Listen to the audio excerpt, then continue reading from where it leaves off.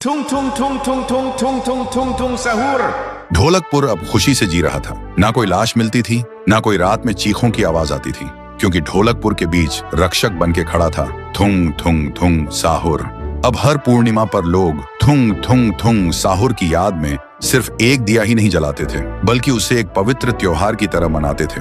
लेकिन एक पूर्णिमा की रात जब ढोलकपुर रोशनी से जगमगा रहा था, सब लोग त्योहार मना रहे थे, तो दूर शांतिपुर में गुड़िया तांडव मचा रही थी। लोग मदद के लिए पुकार रहे थे, लेकिन शांतिपुर वालों की मदद की पुकार सीधा साहुर के कानों में गूंज रही थी।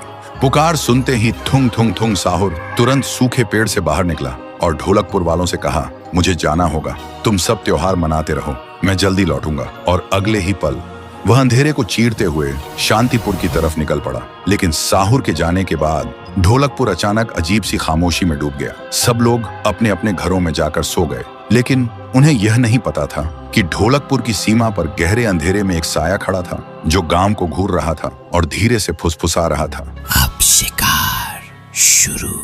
फिर सुबह ढोलकपुर के खेत के बीच लोगों की भीड़ जमा थी। जमीन पर एक लाश पड़ी थी, शरीर नीला पड़ चुका था, आंखें खुली हुई जैसे मौत को देखकर जम गई हो। तभी भीड़ के बीच से एक औरत चीखते हुए आई, मेरा बच्चा रात से गायब है। गांव वालों का डर अब दहशत में बदल चुका था। सब घुटनों के बल गिरकर रोने लगे। उधर शांतिपुर में गुड़िया को मिटाने के बाद साहुर वापस ढोलकपुर लौट आया। साहुर को लगा सब ठीक है, इसीलिए वह दोबारा सूखा पेड़ बन गया। लेकिन तभी उसके सामने वही साया आया और बोला, अब ढोलकपुर मेरा है।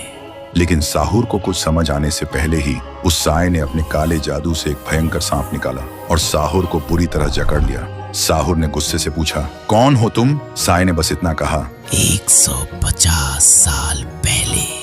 और देखते ही देखते वह साया एक विशाल नाग में बदल गया और सीधा गांव पर हमला कर दिया।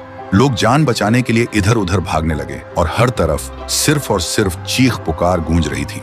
साहुर बस चुपचाप देख रहा था। वह कुछ नहीं कर पा रहा था, क्योंकि वह बुरी तरह फंसा हुआ था। लेकिन उधर गांव के कुछ लोग अपनी जान बचाकर महाराज रायस्टर के पास पहुंचे और रो रो कर गांव की घटनाओं के बारे में बताते हैं। यह सुनते ही महाराज सन्न रह जाते हैं। तो दोस्तों, क्या इस बार महाराज रायस्टर ढोलकपुर को बचा पाएंगे? और क्या उस विशाल नाग को रोक पाएंगे? और आखिर क्या है वह 150 साल पुराना राज, जिसने ताकतवर साहुर को भी घुटनों पर ला दिया? अगर देखना चाहते हो तो कमेंट में लिखो, नेक्स्ट पार्ट जल्दी लाओ।